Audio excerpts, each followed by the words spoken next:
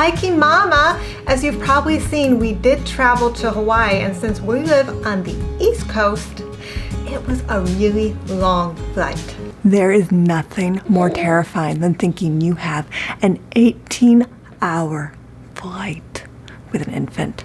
This is the stuff of nightmares, guys. You will be dreaming at night all the time of everything that could go wrong, and you're just going to work yourself up into a big stress, but I'm here to tell you, we can get out of this nightmare together.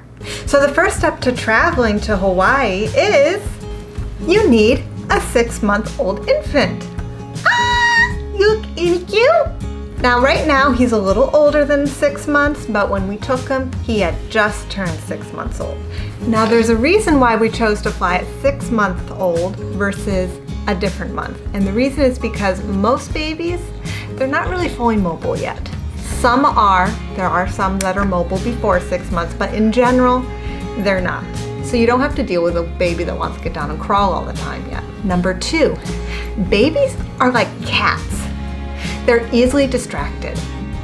So this little guy here, if he's gonna start getting fussy, all you have to do is rattle some keys in front of his eyes, and he stops crying.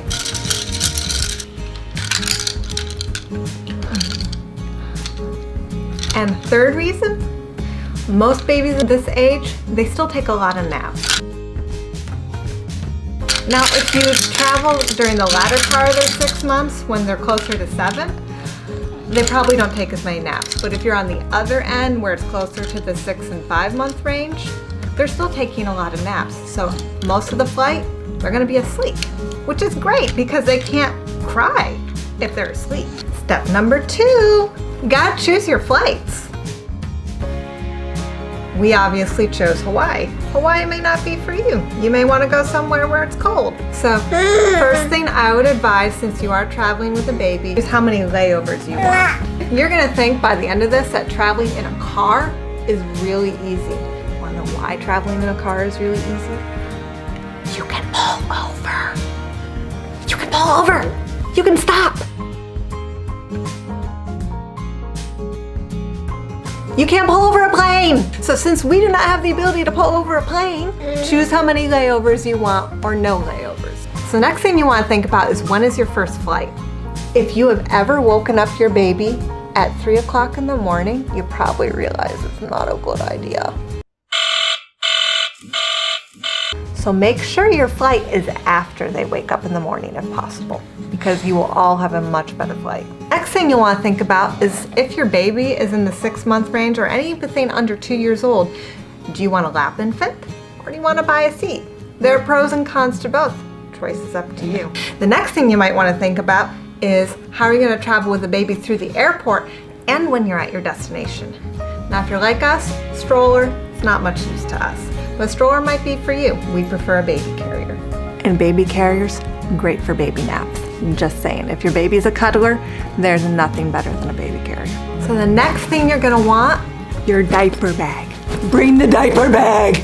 Do not go on the airplane without a diaper bag. First thing you're gonna wanna make sure is in the diaper bag is something to help your baby pop their ears, whether that's breastfeeding, whether that is a bottle, whether it's a passy. Bring something, whatever works. Make sure you bring more than enough food. You think your baby only eats a certain amount? There are no rules on a plane. No rules. Make sure you bring more than enough diapers.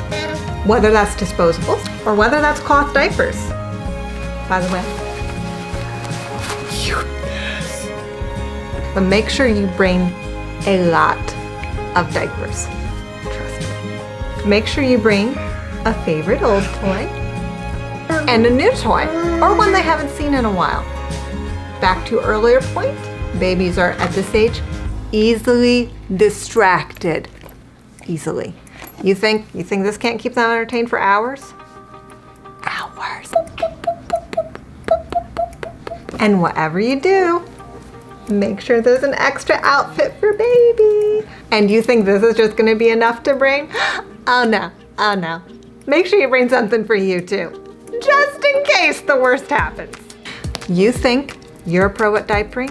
You think you haven't had a blowout in months? You haven't had a leak in weeks? You're fine!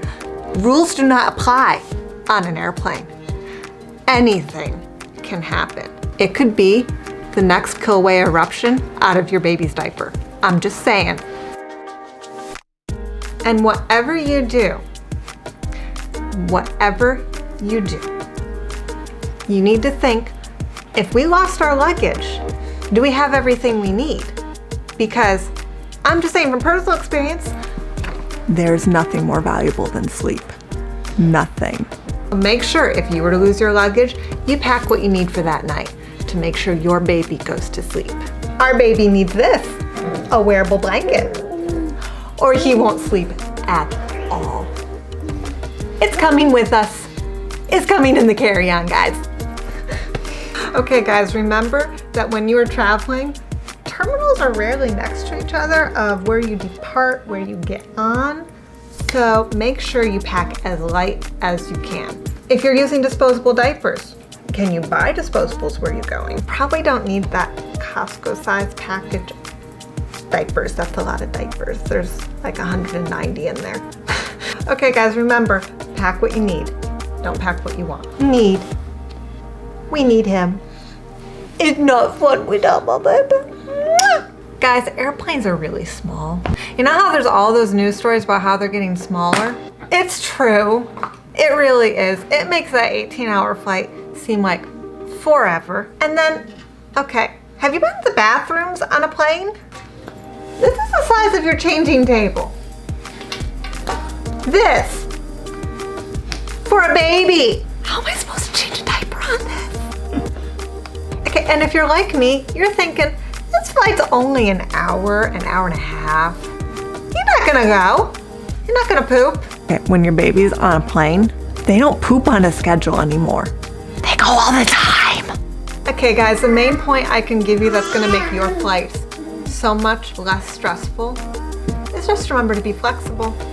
Things happen. You can't determine whether or not your baby is gonna cry on that plane, whether they're not gonna cry. You don't know if a flight's gonna get delayed. You don't know if your terminal's gonna get moved. You don't know if you're gonna have your luggage on the other end of this flight. Things just happen. And you just have to stop beating yourself up about it. If people are mad because you dared to bring a baby onto your plane, ignore them. They'll get over it. And you'd be surprised, a lot of people are actually very understanding when there's a baby on the plane because let me tell you, after 18 hours on a flight, even you're gonna get cranky. Babies they can't control it. They're just saying what you're feeling. So you're just like, you know what? I want to scream too right now. And that's okay. Or maybe your baby's gonna sleep on the flight and you will have the most amazing flight ever. Don't know. It's okay though. Give yourself some grace. Take a deep breath. Let it out.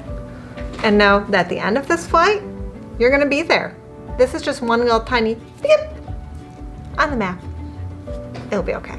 And guys, last thing, remember to take care of yourself. Because if you don't eat, you don't drink, but you give the baby all the food and the water, baby's gonna do great on this flight. Your baby's probably gonna be happier than you. But if you don't eat and drink, you're gonna be so miserable.